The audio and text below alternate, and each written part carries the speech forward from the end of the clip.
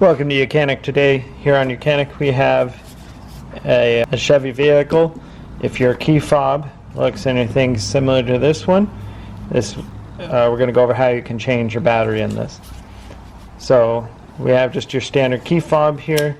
You have your flip to unlock, and say your buttons don't work anymore to unlock the car, whether the battery is dead in the car or most likely the battery that's dead here.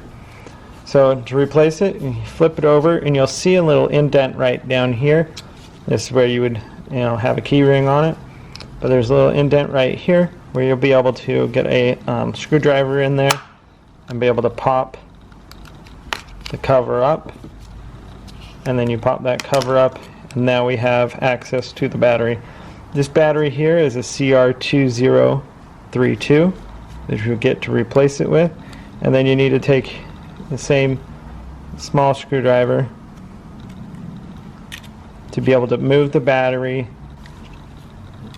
And see, this is covered a little bit and this has just a teeny tab. We need to move that battery over and be able to pop the battery out. Now we've popped that battery out, we can get a new battery to replace and go in the reverse order, putting it down into the edge there, pressing it down into place. And then we just as simple take this cover and line it back up,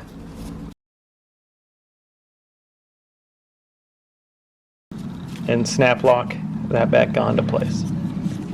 And so that's how you'd replace your battery on your key fob from a Chevy vehicle that looks very similar to this.